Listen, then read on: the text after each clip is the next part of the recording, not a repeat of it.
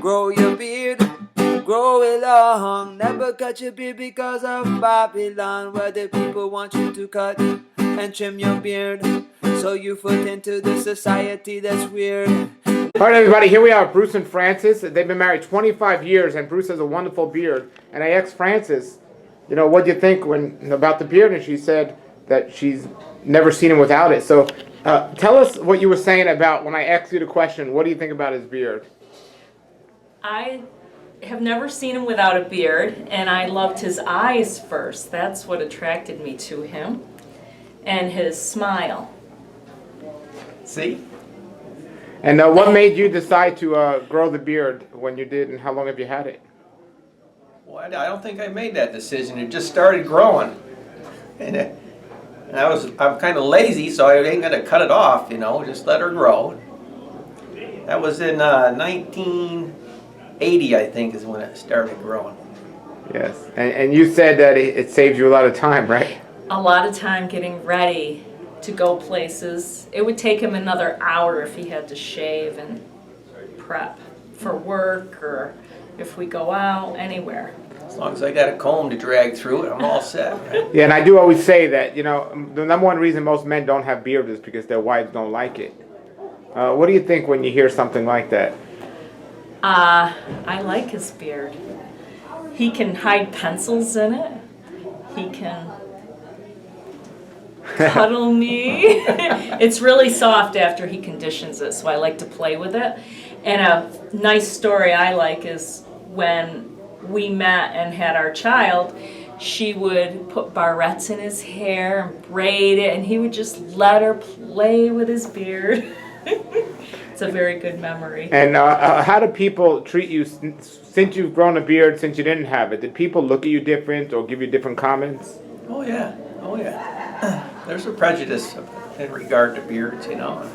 Some people like them, some people don't.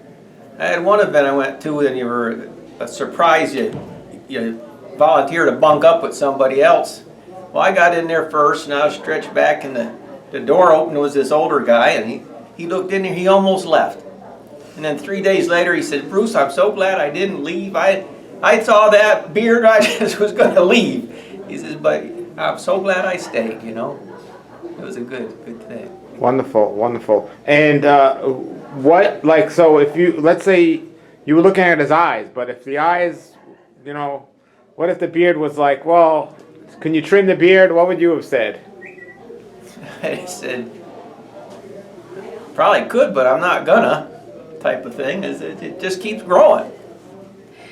I actually have asked him to at least wash it, because then it looks more presentable. Of course, you gotta wash it. No, I have never really asked him to trim it.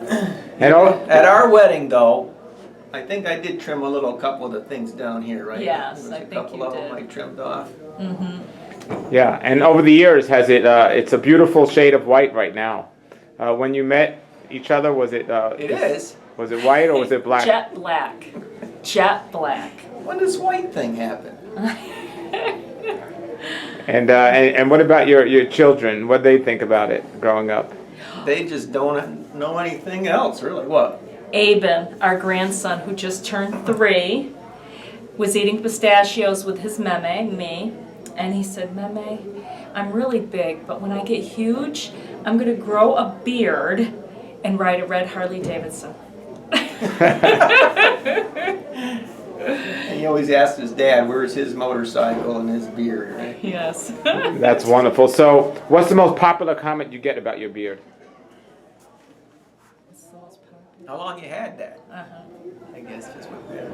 Yeah. And what's the most common negative comment you might get about it? It has to do with having food in it. Yes. Saving that for a snack later? A lot of times I get to say, "Well, thanks for telling me that's in there. I didn't know that was in there." And I know now you say you stopped trimming your mustache, but at the time you did. Every once in a while I'll trim it, yeah. I like it untrimmed though, because it does poke more if it's trimmed, because the Gives it a scissors little make it chap sharp. lip on the top gives it there. a little chap lip. So you prefer it trimmed? I mean not trimmed. Not Not trimmed. trimmed. Not trimmed. But you don't see a smile that way, do you? No, and that I miss. But you know it's there, right? Yes. And what were you saying about other women with the I beard? thought I smiled with my eyes. Just like we were saying before, having the beard, she had to focus on my eyes, and with her not having the makeup, I can see her eyes. Where the makeup, what do you look at? You know, paint? But yeah, so, about the women? I says, there's a saying, you know, there. I had to grow the beard because underneath the beard is this pretty face, and the women just wouldn't leave me alone. So I grew the beard to cover up the face, so I could have some peace and quiet. And I give my wife, she gets to have me all to herself. How do you feel about that? Thankful. Very Yes, good. because a lot of women do not like beards. Yes. And growing up, did you think about it either way, or you just didn't even think about it much?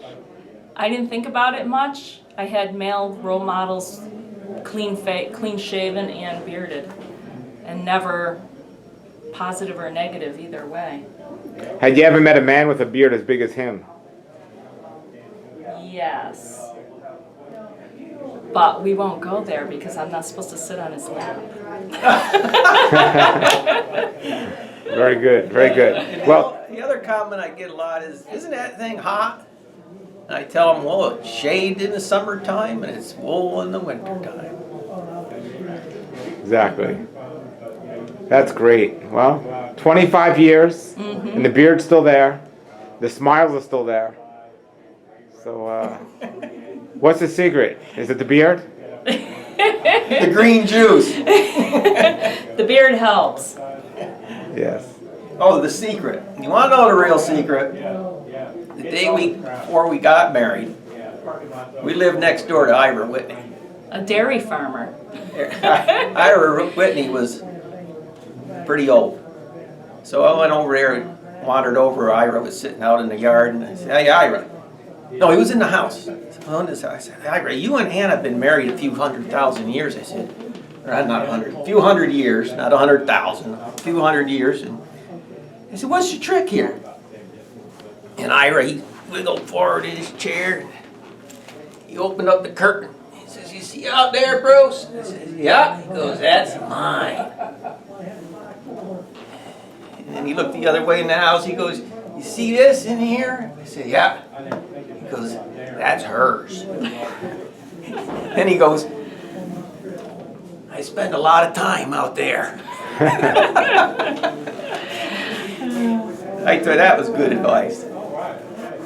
Although we do spend a lot of time together. Yeah. We do a lot of things together. We have a lot of the same interests. We were able to ride a motorcycle together. She rides on the back. Yeah. And we even have a walkie-talkie so I can talk to her. And you're a teacher. Yes, preschool. Nice. And what do you do? Hydroelectric generation on the mighty Deerfield River. Very nice. And you guys are from the Northeast? Yes. Well, thank you both for coming on the show and talking about the beard. Yes. All right. Thank you. And thanks for your smiles and for your great stories. All right. Thanks, Paul. Thank you. Grow your beard, grow it long. Never cut your beard because of Babylon, where the people want you to cut and trim your beard. So you fit into the society that's weird.